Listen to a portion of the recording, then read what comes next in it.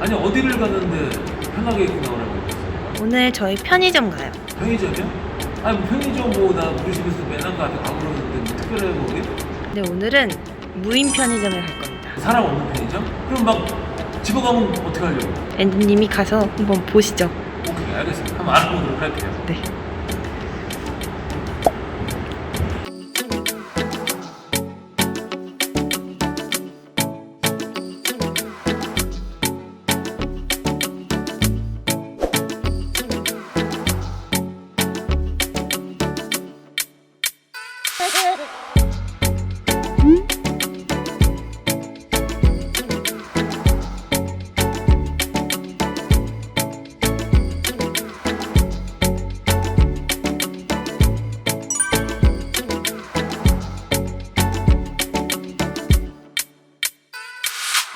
제가 지금 방금 무인 편의점을 다녀왔습니다. 소감은 편안하다. 저는 개인적으로 나이가 들면 들수록 사람을 만나서 얘기하는 게 약간 귀찮아져요. 이렇게 사람이 없이 운영되고 있는 비즈니스가 있다는 거, 이게 또 활성화되고 있다는 거에 우리가 관심을 좀 가질 필요가 있을 것 같습니다. 코로나로 인해서 언택트 문화가 발전되고 있습니다. 이렇게 되면 사실 사람과 사람 만나는 것보다 사람이 비대면으로 뭔가 비즈니스가 이루어지는 게 좋은데, 무인 점포를 운영하시는 분들은 이 사회의 흐름과 도 맞다라는 게 느껴졌습니다. 그래서 이번 시간에는 무인 점포 창업에 대한 여러 정보들을 어떻게 하면 얻을 수 있고, 그 정보를 활용해서 성공적인 무인 점포 비즈니스를 어떻게 할 수 있는지에 대해서 이 시간에 알아보도록 하겠습니다.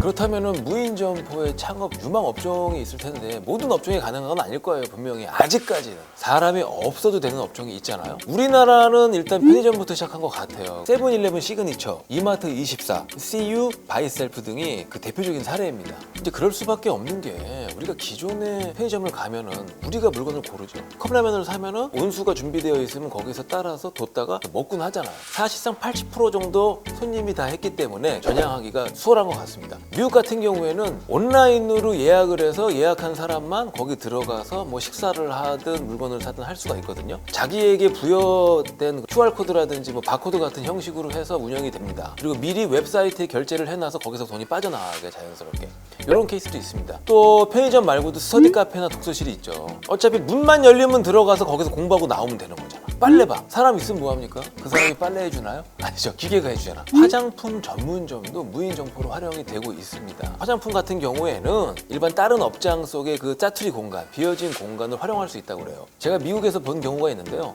액세서리 전문점이 있더라고요. 무인 점포로. 사람이 없어요. 근데 이거는 어떤 카드는 아니야. 카드는 없고 현금으로, 현금통이 있어서 거기다가 현금을 넣고 자기가 고르게 돼 있는 거지. 양심에 맡기는 거예요. 이렇게 화장품 전문점처럼 짜투리 공간을 활용한다면 월세 내고 막 하는 비용을 줄일 수 있겠죠. 그리고 기본이 되는 업장이 인테리어를 좀 해놨을 거 아니겠습니까? 그래서 큰 인테리어 비용이 안 들고도 비즈니스를 창출할 수 있는 거잖아요. 다만 기존의 비즈니스가 안 돼서 이 사람이 임대료를 내기 힘드니까 그 공간을 만들어서 무인 점포를 받았어. 그렇게 되면은 무인 점포도 장사가 안 될 확률이 너무 높아요. 텅텅 빈데 제가 미국에서 본 적이 많아요. 그리고 성인용품이라고 우리가 조금 창피할 건 없지만 왠지 창피한 거 얘기하면서도 얼굴이 빨개지는 것 같은데, 무인 점포를 하기 좋습니다. 내가 뭘 고르는지 상대가 모르면 얼마나 가뿐하게 고를 수가 있어요. 과감하게 고를 수 있겠죠. 들어가는 입구도 이게 성인용품 판다는 티를 좀 안 내주셨으면 어떨까.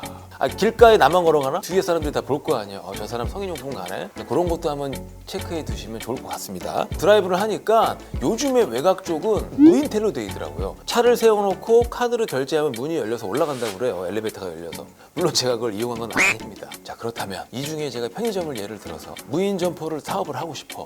근데 편의점이라는 게 저도 그래요. 브랜드 있는 편의점을 가게 되지, 왜 브랜드 없는 편의점 그 시골 같은 데 있잖아요. 그런 데 좀 안 가게 돼.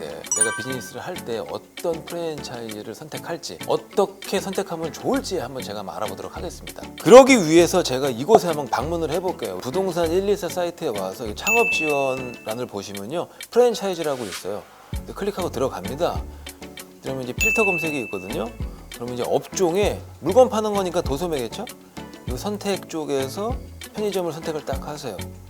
그리고 검색, 서치를 하면 이렇게 많이 뜹니다. 많이 뜨는데 우리가 지금 필요한 건 창업에 대한 브랜드를 어떤 걸 선택할까 그게 중요한 거잖아요. 이쪽 프랜차이즈 정렬 쪽으로 가셔가지고 가맹점이 많거나 뭐 매출액이 높은 순으로 정렬을 하시는 게 좋아요. 저는 가맹점 많은 순으로 가보겠습니다. CU가 1등 했네. 1등으로 나오고 GS25 이렇게 나오는데 순서대로 세븐일레븐 이렇게 나오는데 이렇게 브랜드를 보시면서 선택을 하시면 돼요. 1등 한번 선택해 볼까요? CU? 네, CU 보시면은 예상 창업 비용도 나오고 가맹사업 개시일이 1990년 10월 19일이야? 와, 이렇게 오래됐나요? 그럼 내가 대학 다닐 때도 있었네. 그래서 뭐 가맹 계약 기간도 있고요. 가맹비, 기타 비용 합계 나오고요. 인테리어 비용 다 나옵니다. 그래서 이런 비교를 통해서 여러분의 상황에 맞는 프랜차이즈 브랜드를 선택하시면 되는 거죠. 뭐가 됐든지 선택을 하실 때 기본적으로 입지가 중요하겠죠. 또 유동인구 중에 내가 하고자 하는 업종에 접근 가능한 사람들이 많이 있어야 돼요. 학용품을 파는 사람이 사람 많다고 그래서 공장 옆으로 가면 학용품이 많이 팔리겠습니까? 편의점을 예로 들자면 아무래도 원룸촌이라든지 오피스텔 그런 촌들 그런 단지 쪽으로 가시면은 그걸 필요로 하는 사람들이 많이 거기 거주할 거 아니겠습니까? 개인적으로 좋아하는 게 삼각김밥, 트라이앵글 김밥 그거 좋습니다. 창업 지원 페이지에서는 상권 분석 보고서도 받아볼 수가 있습니다. 그래서 여기 창업 지원에 클릭을 하고 들어가면 그럼 이쪽 상권 분석을 한번 클릭을 해볼게요. 야 이거 마음에 드네. 무료로 이용해 보세요. 무료는 좋죠. 무료는 무조건 가는 거예요. 제가 눌러보겠습니다. 심층 상권 분석. 안반수도 심층 안반수가 좋죠. 자, 그럼 제가 지역을 이번에는 광진구 화양동으로 한번 가보겠습니다. 그래서 이곳에서 제가 편의점의 상권 분석을 한번 알아보고 싶어서 그래요. 건국대학도 있잖아요. 유동인구도 젊은 층이 굉장히 많은 곳입니다. 그리고 최근에 화양동 가시면 양꼬치집 왜 이렇게 많아? 양꼬치집에서 술 한잔 하고 편의점에서 컨디션 여기 상권을 누릅니다. 여기 행정동 상권인가 확인을 누르고요. 업종을 선택해야 돼요. 프랜차이즈 소매죠. 편의점이면 여기 편의점 딱 있습니다. 체크를 하고 확인을 누르면 심층 상권 분석 보고서 생성 버튼을 마지막으로 누르면 되는 거예요.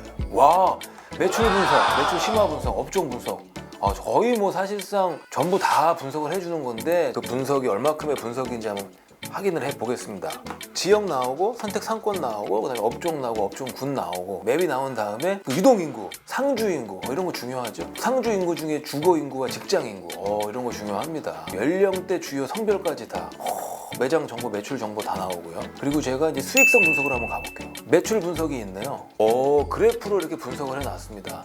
근데 저는 사실상 화양동 하면 젊은이들이 거리고 밤 늦게까지 거기 약주 드시는 분 많이 계시단 말이에요. 술 한잔 하시는 분들이. 수익이 되게 좋을 줄 알았는데 광진구 평균 매출이 파란색입니다. 빨간색이 화양동 매출이에요. 평균 매출이 광진구 전체 평균보다 적어요. 야, 이게 발품을 엄청나게 팔았는데도 불구하고 착각을 할 수 있는 거예요. 유동인구만 보고는. 상권 분석도 해봤습니다. 그렇다면은 무인 점포 창업하시는 분들의 걱정거리가 될 수 있는 게 무엇이 있을까요? 첫 번째 떠오르는 게 절도 아니겠습니까? 느낀 것이 보안의 어떤 시스템에는 조금 더 강화시킬 필요가 있다. 조금 더 기술적인 측면이 들어갈 필요가 있다는 생각이 들었습니다. 또 게다가 지금 뭐를 끼죠? 마스크를 끼잖아요. 마스크 끼고 선글라스 끼면은 그 사람 얼굴 식별이 가능한가? 외국 같은 경우에는 들어가기 전에 안면 인식을 다 합니다. 또 아까 말씀드린 것처럼 예약을 통해서 누가 들어가는지 다 알고 있어요. 그런 식으로 관리를 하면은 훨씬 더 절도에 대해서 걱정을 덜을 수가 있다. 과연 앞으로 무인 점포가 보편화되고 발전할 수 있을지 누군가가 물어보신다면 저는 앞으로 꼭 그렇게 된다고 말씀드리겠습니다. 이유는 인건비가 너무 올라갔어요. 무인 점포라는 게 노동을 대신하는 거거든요. 직원들을 여러 명 고용해서 움직이기가 쉽지 않습니다. 그리고 언택트 시대에 사람과 사람 만나는 것 자체가 정책적으로 금하고 있잖아요. 무인 점포는 발달할 수밖에 없다. 문제도 있어요. 단점이 뭐냐면 연령층이 높으신 분들은 터치 스크린 다루는 것도 어렵고 글자도 잘 안 보일 수가 있습니다. 상거래하기가 좋지는 않죠. 이런 분들한테는 친근한 시스템은 아니다. 또 장점도 말씀드릴게요. 굉장한 장점인데요. 미국 같은 경우 캘리포니아에는 다인종이 살고 있어요. 그 터치 스크린이 만들어져서 언어 선택을 할 수 있습니다. 주문을 내 나라 말을 보면서 할 수 있는 거지. 다국적 상거래가 이루어질 수 있는 거죠. 이런 장점이 있기 때문에 발전하리라고 봅니다. 오늘 무인 점포 얘기를 하면서 좀 기분이 약간 좋은 게 뭔가 이 부티비 영상에 이 IT라든지 뭔가 그런 하이 테크놀로지가 결합된 느낌이 들어서 오늘 굉장히 기분이 좋습니다.